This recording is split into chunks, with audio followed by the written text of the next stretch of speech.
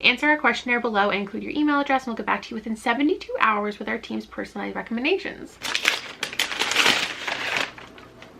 Okay, I'm so excited to open this. I was asking for a very specific thing. This isn't something I probably would have ever picked up on my own. How much did this cost? Hi friends, it's Kayla. I haven't fully figured out the concept of this video, but I love getting personalized book recommendations, or I just love a bookish experience. So that's what we're going to do today. We're going to check out 5 different ways to get kind of personalized book recommendations, just unique ways to find new books. We're just going to see how the process goes. It's not something that everybody is able to partake in because like one is through my local library, one is through my local bookstore. Some of them are going to be online, and we're just going to see what happens. I've tried out some other services before, getting personalized book recommendations or book box services that are a little more like personalized. So I love my TBR.co. I really enjoyed Page Habit when I used to get them because there were so many genres you could choose from. I have loved the concept of blind date with a book, but I've never actually tried it. I don't think the original, if it's the original, the website is currently running, but there are a bunch of Etsy shops where you can basically find out a little bit about the book you're selecting, and then it comes all wrapped up, and then you get to unwrap it and see what you've chosen for yourself. But also it's been curated by the shop owner. My local indie bookstore inspired this entire thing because Mosaic Books in Kelowna just posted that they have a wall of blind date with a book, and I have been desperate to try it. So that's the first one. We're gonna stop in. I have to stop in anyway for another video, and I'm just gonna pick something off the wall. Okay, I didn't vlog very much in the bookstore, obviously, because I was there for like 2 seconds. I didn't want to bother anybody. But here's what the display looked like. And also, they posted this picture on their Instagram. So you can see there are some different, like, maybe you can't see, but there are some different buzzwords on the books. Some of them just talked about the genre. Some of them mentioned other authors. So like, this is for fans of Sally Rooney, or this was part of Reese's book club. Some of them I could easily already tell what they were. I think there were 3 that used the word thriller. One of them was way too vague. It just said like a journalist and like a missing friend, and I feel like I've read that too many times that I couldn't take the risk that it was something I've already read. The prices ranged from $6.99 to I think $12.99. I picked one that was $9.99. It says thriller, a deadly game, dark twists, diabolically entertaining. A tale of betrayal, deception, and temptation. That is what I've selected. Deadly game or dark game is my buzzword. If I see that, I want to read the book. I haven't read that many of them, and I feel like a lot of the ones that I've picked up have been YA, so this felt like a safe choice. Definitely the risk with blind date with a book is that it's a book you've already read, because there's, I'm sure, no return policy. But the cool thing about it is you get to not focus on the cover or the author or anything else, and it's just a list of words that are intriguing to me. I'm so excited to open this and just know what it is. Okay, I just destroyed this wrapping. Oh my god. I just bought this. I haven't even hauled it yet. I should have known. I should have known. You know what's so funny? I was just looking through my Goodreads, and I was trying to figure out which dark game books I've read and which ones I had on my radar. And I had this memory of reading about a dark game, but it wasn't on my Goodreads. And I couldn't figure out what it was. And it was this. So yeah, I found this in the bargain section of the Indigo website. So Never Have I Ever by Jocelyn Jackson. This author is somebody I just heard about recently because they have a 2021 release that I am intrigued by. And then I realized they had written some other things, so I wanted to check this out before the newest thing. But now I have 2 of them. I should have known mystery thrillers were too risky because I pick up way too many of them. But I haven't even read the synopsis. I just saw this in this game, even winning can be deadly. This is about Amy, who is proud of her ordinary life and the simple pleasures that come with it. She has a professor husband, a spirited 15-year-old stepdaughter, an adorable infant son, but her sweet, uncomplicated life begins to unravel when the mysterious Angelica arrives on her doorstep one book club night. She lures the group of friends into a game of spilling secrets. Everyone thinks it's naughty, harmless, and fun. But I guess some secrets are gonna get revealed, or there's some threats, like tell everyone your secret, or I'll tell everyone your secret. I don't want to sound disappointed disappointed because I'm actually so excited to read this. This could have gone so much worse. This could have like been a book that I've already read or a book that I actively don't want to read. I just can't believe I added both of these into my life within like 2 weeks of each other. That's great for me. But you know what? I do prefer reading paperbacks over a hardcover, like the actual reading experience. So we're gonna read it. That was that. What's next? Next up, somebody told me that Indigo has personalized book recommendations. Okay, I found it. It's called Ask Indigo. Looking for your next great read? Our team of book experts is here to help you find your next read or the perfect book to gift for any occasion.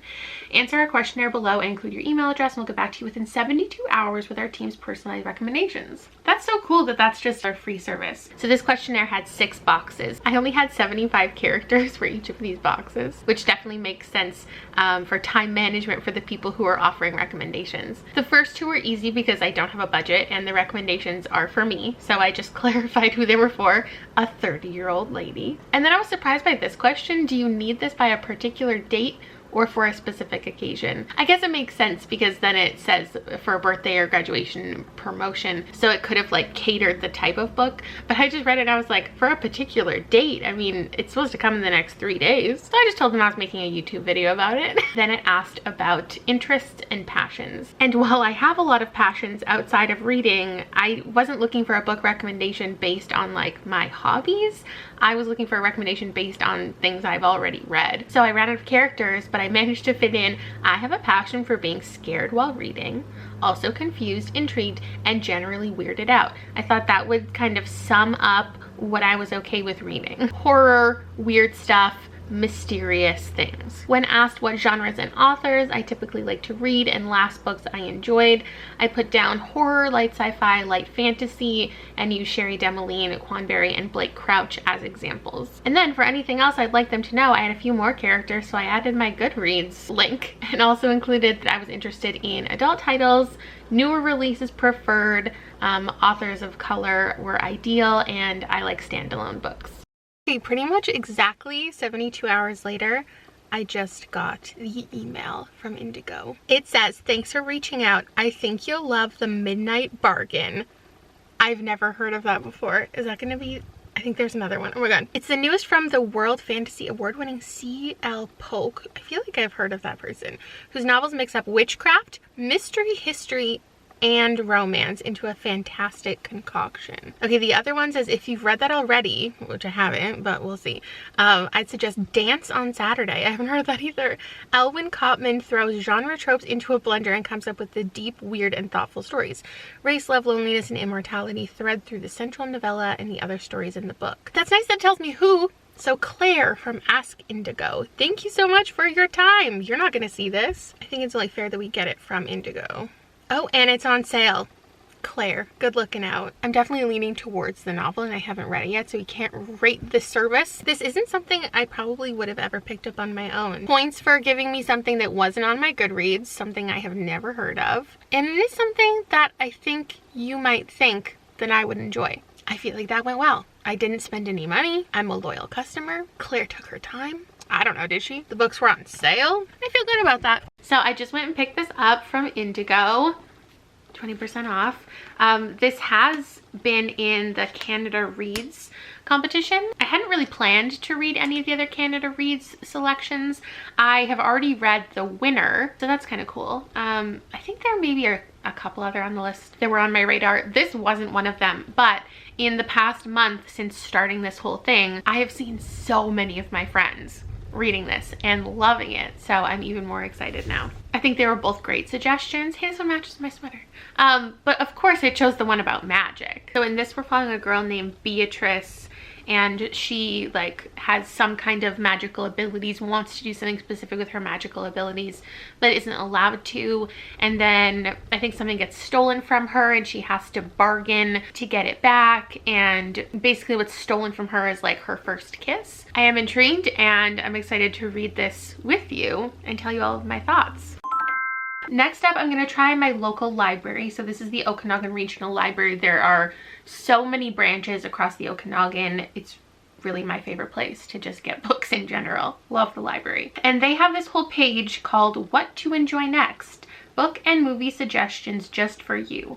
Our library staff are excited to help you find your next favorite book, movie, or TV show. Tell us what you like and we will create you a personalized suggestion list. That's so cool. They're going to send 5 suggestions in the next 5 to 7 days. I know when I originally did my TBR.co, a lot of people were saying, your local library probably has something just like this. If not online, just go in person and like talk to a librarian. So I think this is really awesome that they have this. So there's 2 main questions on here. One is what are you in the mood for? And one is to tell them about other books that you've enjoyed.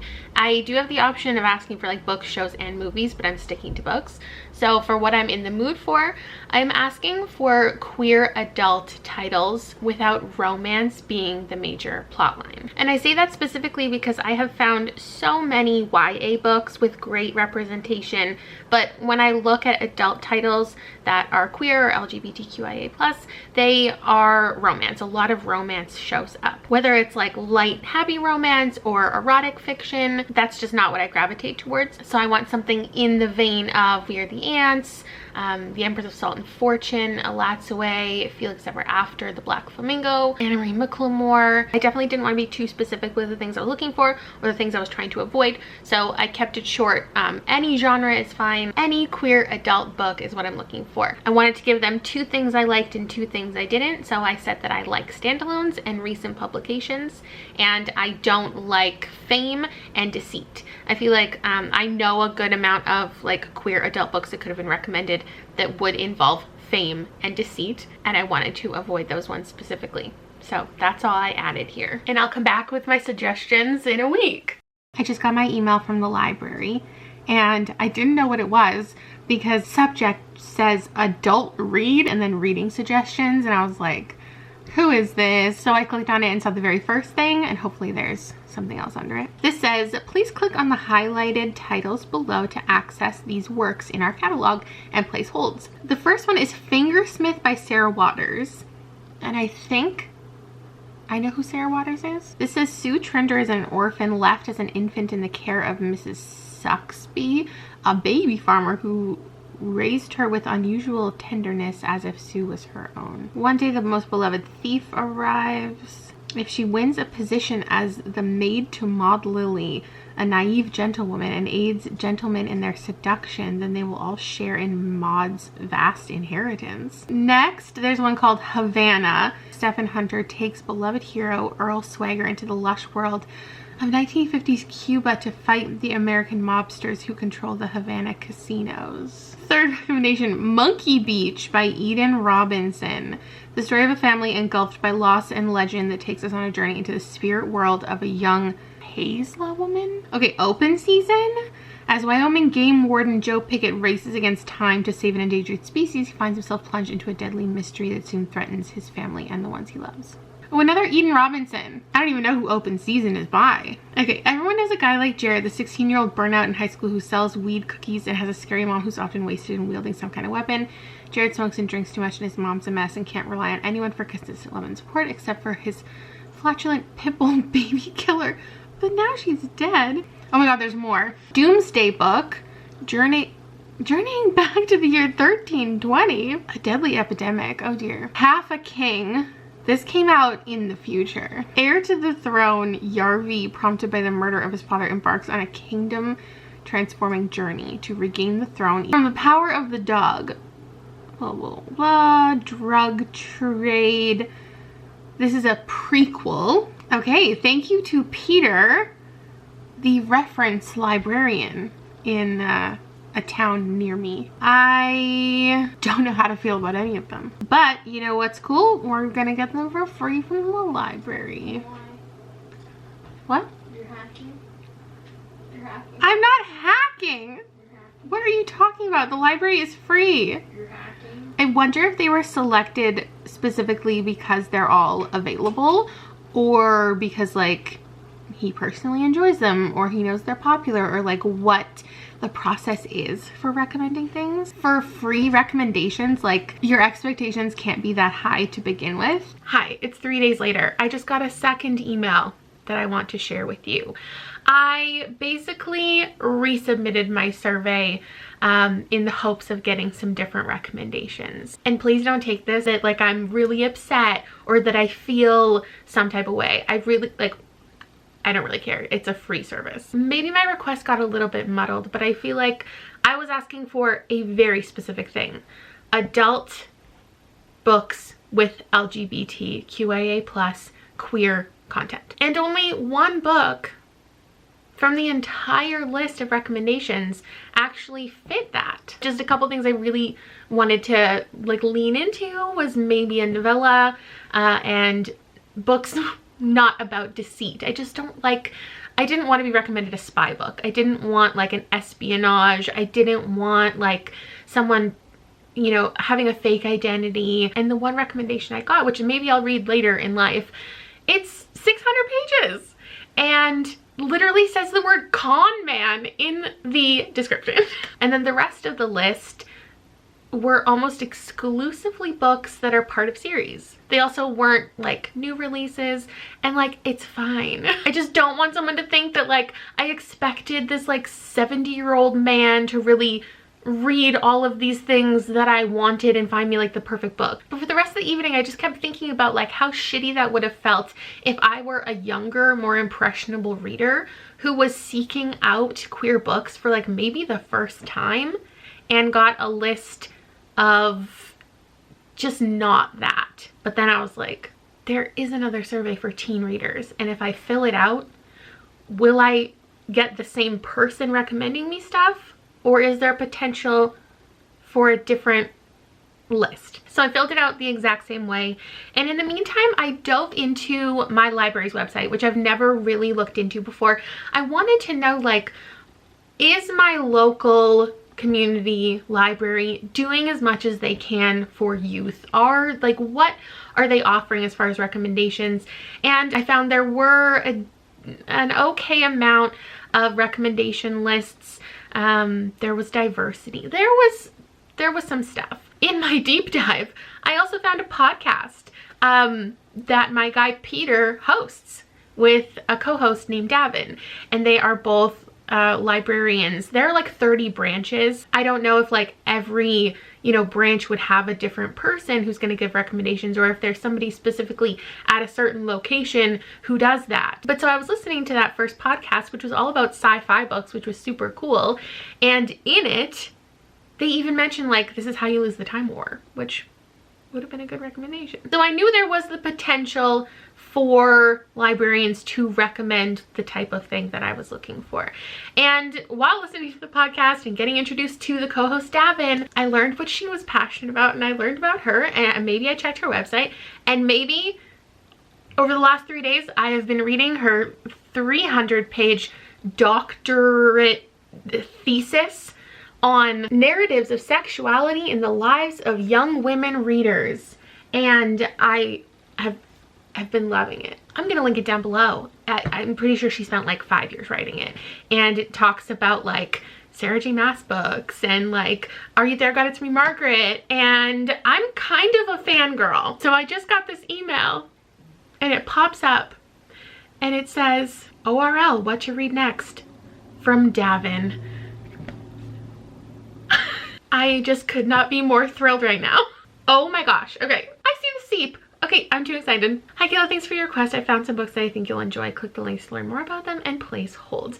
My thing was like, maybe I only got recommended books that were like available to borrow. But again, when I was searching for all of those books that like I feel like could have been recommended to me, there were so many in stock. So I know there are things, and I do anticipate that this will have mostly teen titles, which is not originally what I wanted, but this is my only other option.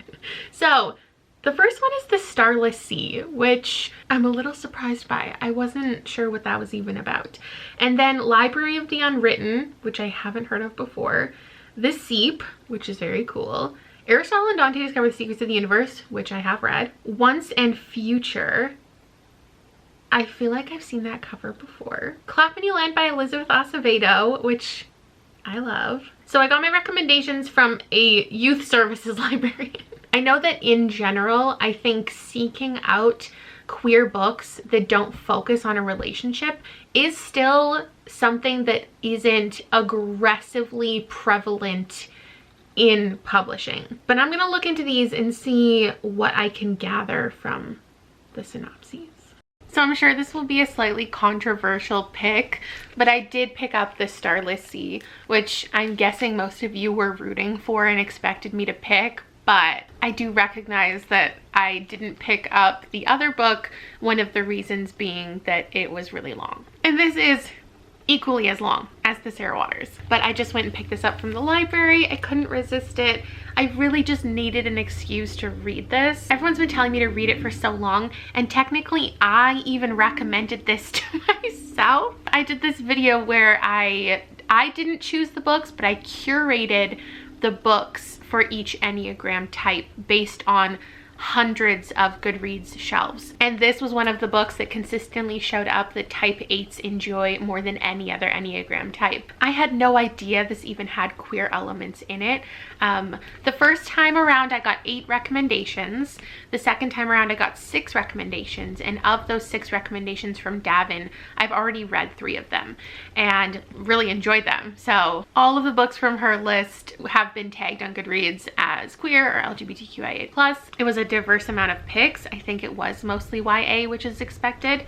This seems to be the most adult from my recollection, and all the 3 that I hadn't read were over 350 pages anyway. So I did pick the longest one, but like none of them were a novella. I loved The Night Circus when I read it, and I really think this book has just been intimidating to me, and so I've barely even looked that deep into it. I guess we're following a guy named Zachary, and far beneath the surface of Earth there's a labyrinth of tunnels and rooms. Zachary's searching for his door. There's a mysterious book. He meets a guy named Dorian, and he falls into an intoxicating world of romance and mystery, and yay. I'm so stoked to tell you my thoughts on this.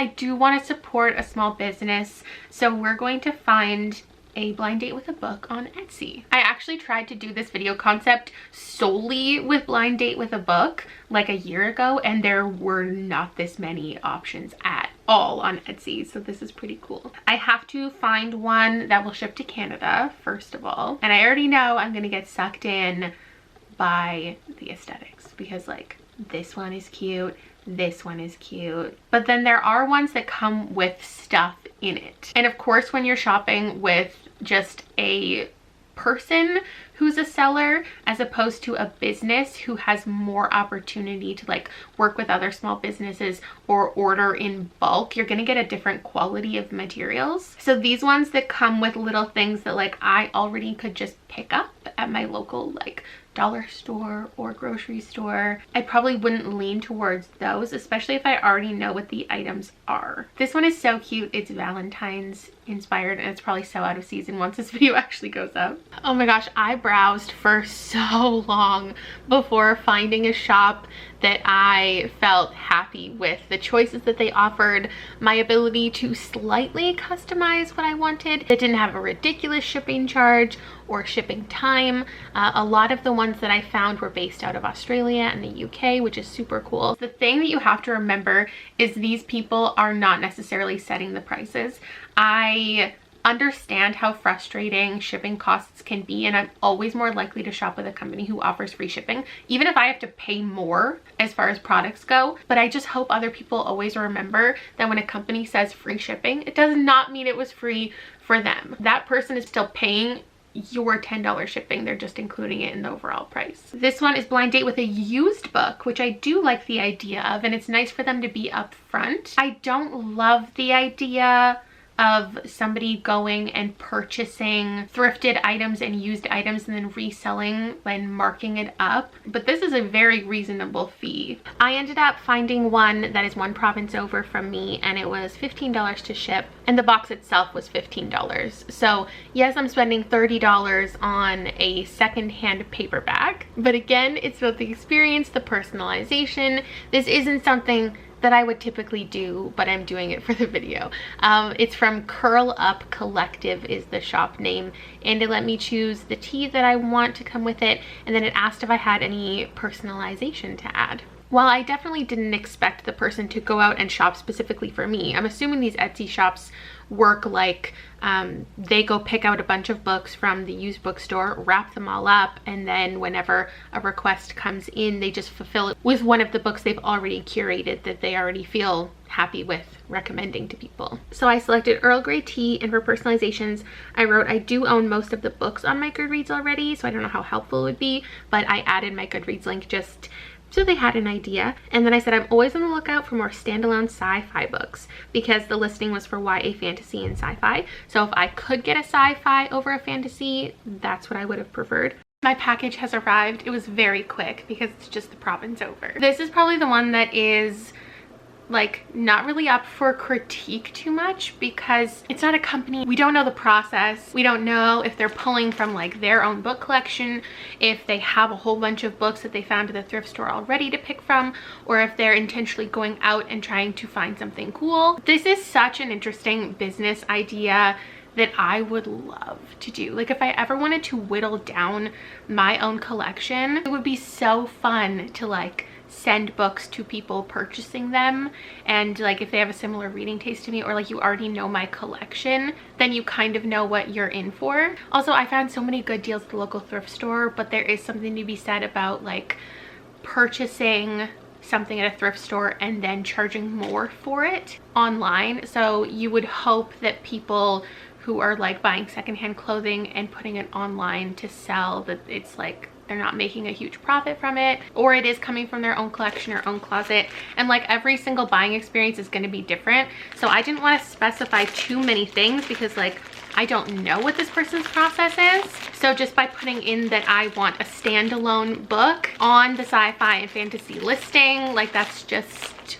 one, like I'm just looking for one thing, and like if they're not able to fulfill it, then it's not the worst thing in the world.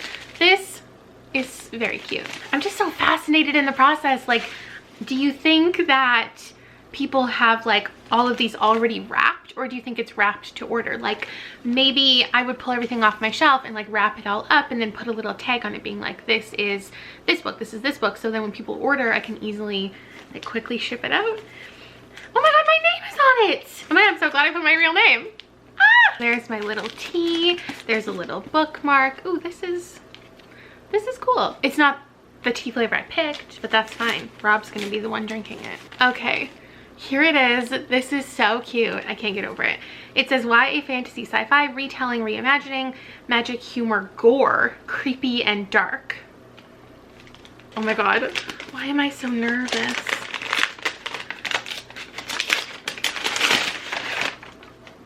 Okay,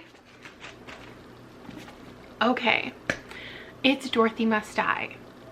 So it's not a standalone. I have seen this book for sure plenty of times, and I've never picked it up. There are 4 books now in this series, and the thing is, like, the person can't guarantee that they're going to be able to fulfill their request.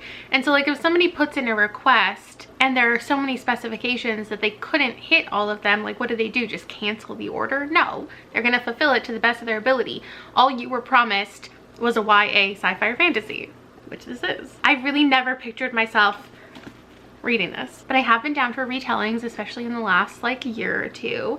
Magic, humor, gore, creepy and dark. Don't fully know the plot of this anyway. Following a girl who's been recruited by the Revolutionary Order of the Wicked. Remove the Tin Woodman's heart, steal the Scarecrow's brain, take the Lion's courage, and then Dorothy must die.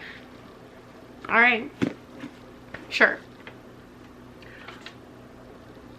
Oh my gosh, she knows who I am. She said, fangirling a little and audibly gasped when I saw your order. Thanks so much for supporting my small business. I hope you have fun with it.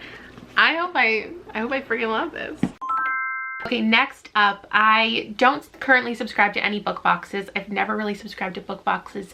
I have had companies work with me to check out book boxes, but I struggle with the idea of, one, just like everybody getting the same book, 2, having the items in the book be like actually useful in daily life and not a waste, and 3, just not having the ability for it to be personalized. That's why I loved Page Habit back in the days, because there were so many genres you could choose from and you could switch it up each month depending on what the book sounded like it was going to be. Like, you got a little bit of information about it so you could better make a decision. And I see that some BookBox companies have shifted to more of a personalized approach. So I saw this one called Page One. I think I got an ad for it, and I like the idea that the book is wrapped, so it'll be a fun experience for us to do together. So let's just go through the process. All I've done is create an account. So let's see. If I gift a subscription, can I just do one? No, I have to do 3 months at a time. But I'm just going to show you the first one that I get. Okay, it is $65 for 3 months. I'm assuming that doesn't include shipping. I'm really hoping this ships to Canada. And then I can choose hardcover only or large print only, which is cool.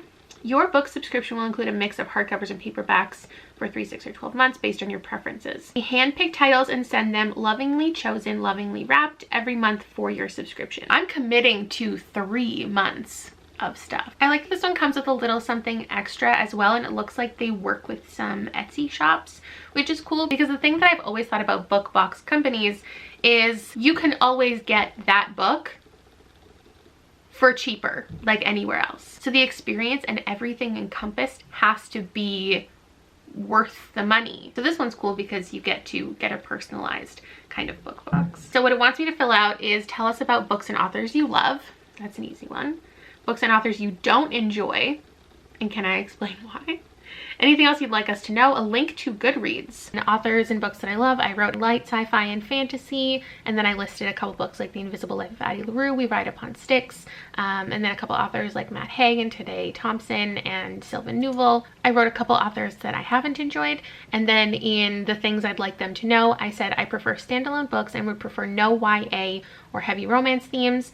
Authors of color and Indigenous authors are preferred. I wanted to be really specific with this book box because they are the one that should have the largest stock to select from, and I thought that they could pretty easily fit into all of my specifications. I mean, honestly, they could have picked just any author I listed and given me a book that they didn't see on my Goodreads, and I would be totally happy with that. So this listing is for $65 for 3 months worth, and that's US. So when you convert it to Canadian, it ends up being an $82 3-month subscription, and then the shipping ended up being, I think, $50, but that's across all 3 of the books. This one's obviously going to take the longest to get to me, I'm just assuming, so I will see you in a minute. For you, probably weeks for me. My Page One box has arrived. I'm so excited to open it. It has been a month now since I originally ordered this, so I don't really remember what I filled out in that little survey, and it's also strange that they don't give it to you in any way. I think the easiest thing to compare this to is my experience with my TBR.co, and in that you have an entire profile to fill out that like always stays the same, and you update it when you want to change your own preferences. So I would have loved to compare this directly as far as like how I feel the quality recommendations is, the price point, and all of that, but it would have taken like 4 months to get all 3 monthly boxes. But the one pro they already have was that they ship to Canada. Though I just got an email saying that they're changing like their prices and stuff, so if I showed you any prices before, it is different now, including like the shipping prices, and I think the shipping whole situation, tracking the shipping for this could not have been more difficult. And I'm trying to decide if I do prefer getting a monthly book. Let me know what you guys think down below. If you would prefer getting all 3 books at once like my TBR.co, or if you like getting 1 book a month like this. I feel like it's hard to review the entire service off of just 1 book. But yeah, they don't give you the information of like what you asked for. It's not in my email and my order confirmation. When I log into my account, I can't find it anywhere, so it's a good thing I do have a screen recording. But I think the #1 things that I asked for, I know you just saw it, but for me, it's been a minute. I think light sci-fi and fantasy. And I did state my preference for newer releases and standalone books. And I think it's obvious that this is the one I'm going to be the most critical of because it's the one that took all my money and I had to fill out a whole thing for. I do think they could have had more questions. This is such a tiny book. They also got my Goodreads. Sorry, I'm just like, how much did this cost? This is the tough thing because I love novellas, but I specifically didn't put novellas on this one. I put it on other things, I remember now, because I was like, no matter what I'm getting, I'm paying the same price. So I was not expecting an itty bitty book. I'm not mad about it. And also I didn't select the hardcover only option. My shock was more because the box was so big and I was just like, oh, it's very little. It came with a set of 5 bookmarks. Ooh, these are very cute. I will absolutely use these, if nothing else, for an Instagram picture. For me, I think getting the 3 books at once is my preference because, like, if I'm not excited about this, at least if I had all 3 books at once, there's something that I could be stoked about. But for this one, if the first one isn't amazing, it's like having the knowledge that 2 more books are coming and you put all this money into ordering something that you might not be stoked about. It's risky. Okay. What? Einstein's Dreams by Alan Lightman. What on earth? Okay, this is a 1948 release. It is not an author of color, but it's definitely a little sci-fi, right? It says it's a modern classic. I've never heard of it before. I'm embarrassed. Einstein's Dreams is a fictional collage of stories dreamed by Albert Einstein in 1905 when he worked in a patent office in Switzerland. As a defiant but sensitive young genius is creating his theory of relativity, a new conception of time. He imagines many possible worlds. In one, time is circular, so that people are fated to repeat triumphs and failures over and over. In another, there's a place visited by lovers and parents clinging to their children, where time stands still. In yet another, time is a nightingale, sometimes trapped by a bell jar. My feelings on a classic in general, offering a classic feels like kind of a safe option for probably the general consumer. For somebody who didn't in any capacity request a classic, to give a classic solely based on the fact that this technically cost me $46. And a classic has been out for so long that, like, I could get this from thrift books for $5. Like, I could get this from Indigo for $20 right now. And they don't have to take that into account. Like, it doesn't matter to them. They're just offering what they think is going to be a good option. And I'm not saying this isn't a good option. It just really does feel like from my great experience with my TBR.co, it doesn't feel like this was as thoughtful of a recommendation. But I can't be too harsh in any of these recommendations because I'm putting myself in a situation to be recommended anything. But it's just like going out of my way to specifically say I like new releases and then getting something that like could be bought, you know, from a used bookstore. And there's no book that could show up that I would have been like, oh, this is worth $46, right? Like, no book would have hit that. It's about the experience. Like I said, I love bookish experiences. What I think they could have done better is connect you with the person who recommended it. This is just like a generic card. And it does say on here, if you don't love your book, let us know and we'll replace it. But I do wish that I got connected like to a person, or I got like reasons why I would like a book. I think I've decided to split this into 2 videos because it is getting kind of long, and I didn't think the experience before the reading would be enough to stand on its own, but I think perhaps it is. So tune in tomorrow where I will post the vlog of reading all of these books. So you won't have to wait too long, and we'll see what comes up throughout the reading of these titles. And I'm actually gonna wait to post this and read all these books until next month when the next page 1 box comes in. So in the vlog, you can see what I thought of this, but also what comes in subsequent boxes, so we get a more well-rounded perspective on this subscription service. So I'll see you tomorrow. Ooh, and I'm also gonna put these in order of what I predict is going to be my favorite to least favorite. I really, really hated this book, but I have been absolutely slogging, is that a word, through this book. It was a great recommendation because I gave it 5 stars. So